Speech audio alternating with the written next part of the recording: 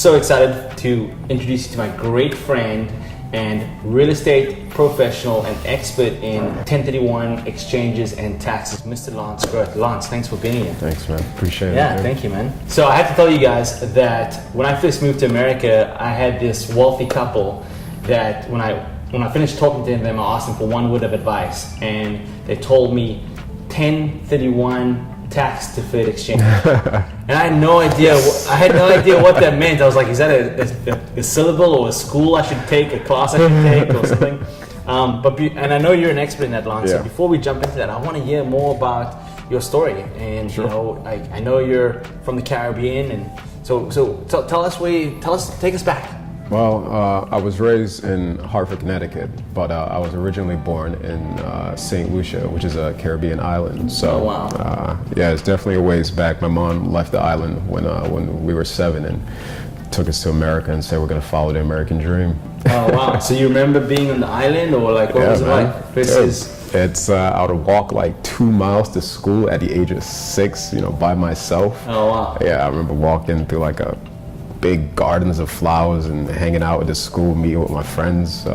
It's pretty vivid in my head. And then what about going from St. Lucia to Connecticut? I mean, that is like chalk and cheese, right? I mean, it was horrific at first. I hated. My mom said I cried for a year. You're used to, the island is only 25 miles long, so on all corners of the island, you're always going to feel the ocean breeze, and it's always bright, beautiful. The people are happy. And we flew not straight into Connecticut, but we flew right into New York.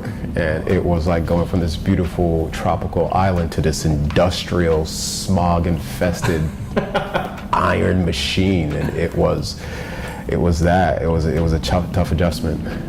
Wow. And so, what about school? I mean, what was it like, and what kind of school did you go to when you came I went to the States? First school I went to was Martin Luther King Elementary School, and I literally got beat up every single day because I had an accent. So what kind of accent did you have?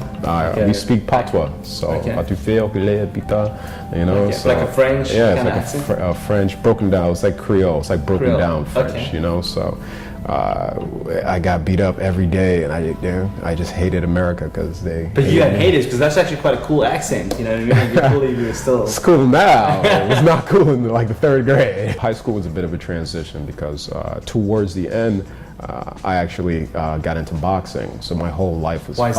Why is that? Why did you get into boxing? In all honesty, I happened to walk into a gym and with a friend, and the guy training them, I'm like, dude, I've seen you on TV. He's like, great, you want to train? And that was just it. I became, a year later, I was state champion, light heavyweight, 178, and fighting was just my life at that point. So it was a bit different in high school. It turned a bit. Everybody was pretty much terrified of me. Very cool. And so, I mean, I'm assuming that kind of discipline, that sport has really impacted you. Yeah, I honestly attribute it to everything I do, especially going to law school. Law school literally is about how much pain can you take in terms of stamina, focus, and endurance and information, and fighting is the same thing. It's like, listen, I'm going to push until so you're saying they're both like a mental game? Yeah, man. It's they actually have a study. Marathon runners do the best in law school. It's about stamina. Can you be focused for that long, for hours on edge, and maintain your mental capacity? So people look at boxing as this brutal, archaic sport, but the truth is, inside that ring, it's like going into a Zen state of finding out what your body's capable of. Did you ever get knocked out? I mean, no, I never got knocked out unconscious, but I definitely kind of got my head rammed. Oh, wow. Got my rib broken, my nose just broken, my rib fractured a couple times. So. Wow. And I mean, did that help with the bullying thing when you did that stop, or what? It eliminated it completely. Gotcha.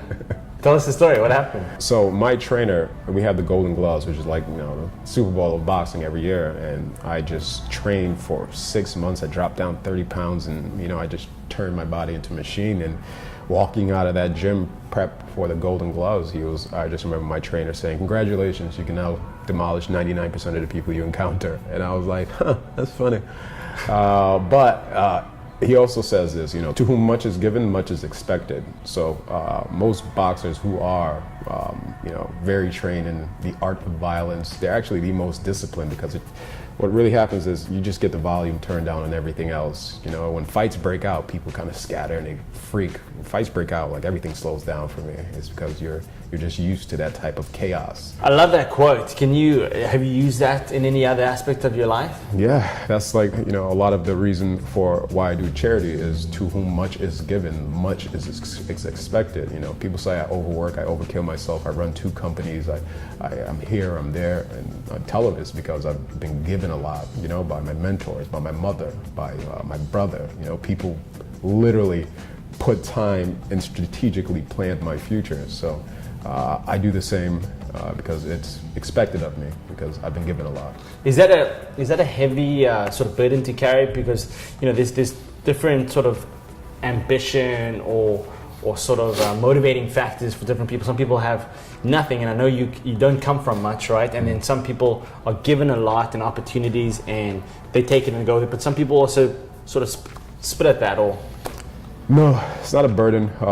We have this saying with our family, it only takes one in a generation. So, you know, if you trace my lineage back years and hundreds of years, it's probably either poverty or servitude. You know, I'm the first person to graduate high school, graduate college, far less, you know, earn a doctoral degree. Before we jump into the law side, so tell me what happened kind of when you were in high school and things. You had a mentor that you spoke about, you know, quite often that sort of really guided you in the direction simple. of your life. Like I said, my entire life was fighting and boxing, but so many people at the front row of boxing matches are either business owners or lawyers, hence my path. One of those was a business owner, and he became my mentor. I'd work for him and just do little things. But he used to always say, like, dude, why are you always spending so much effort into this fighting career? And he was tired of seeing young black males only focus on athletics. So he said, if you apply to college, I'll pay for it. And, you know, I think he didn't think I would do it. I applied, I got in, and he paid for it. So that took my life from a life of fighting in the streets of Hartford to you know, a life of academics in San Diego and Thomas Jefferson School of Law and all this. Fantastic. So I mean, from that you were able to sort of parlay that, and you sort of do a lot of mentoring. You do a lot of charity work. So talk about that for a second. Well, one of his big kind of requests is, hey, when you're done, give it back.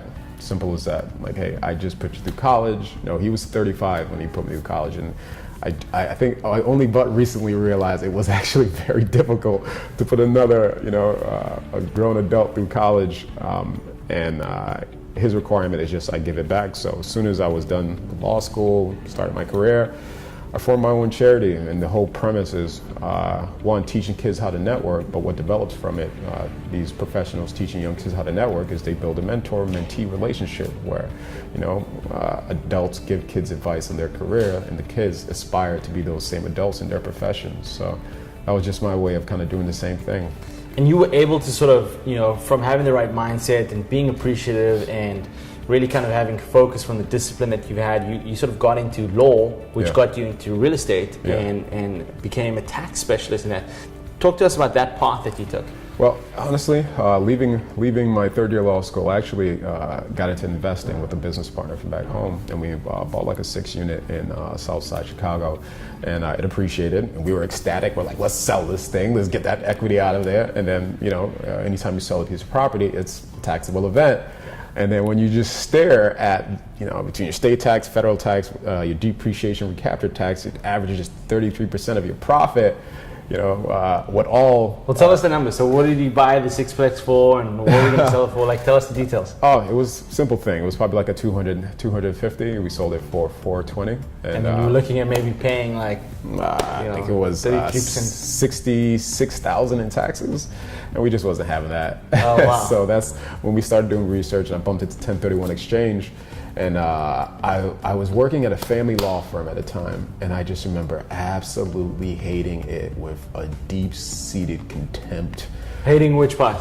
Family law. Family law in its entirety. Gotcha. Yeah. It is family law for what those. What didn't you like about it? It is like a microscopic look at human savagery. I'm sorry. Oh, wow. Communications back and forth. And these, you know, elegant people would walk in, and my job was to read the correspondence. So I would read the correspondence, and I'm like, lady, did you actually say this to this man? And it was too much for me. So I was looking for a new job, and I just saw 1031 exchange. applied, got in, worked for a year, kind of made it to the big leagues. Somebody saw me kind of speaking about the topic. They're like, why don't you come to our company in San Francisco? Went to work for them, killed it every quarter, and said, hey, you guys gonna make me a partner? They said no. I said okay, and I started my own company. And that's Growth 1031, right? Yeah, Growth 1031. And so now you're an accommodator, right? So talk to us, what is an accommodator and what exactly do you do? Because I know you help real estate investors across the country, essentially. So how do you help, guys like myself? By law, you have to use an accommodator, or what's called a qualified intermediary to conduct a 1031 exchange. So that's me, and what we do. Wait, just take a step back. What is a 1031 exchange? Good point. To those out there who may not know, don't just Google it. 1031 exchange is a tax deferral program that allows investors to defer capital gains tax on an exchange of like-kind properties held for business or investment purposes. Now, that term like-kind basically means like-kind in terms of the utility of the real estate, meaning it has to be held for business or investment. So if they're exchanging, they have to sell a piece of property that they use for business or investment and exchange into a property they use for business or investment. So no personal occupancy. No, don't call me you primary residence people. Call your CPA. They're helpful.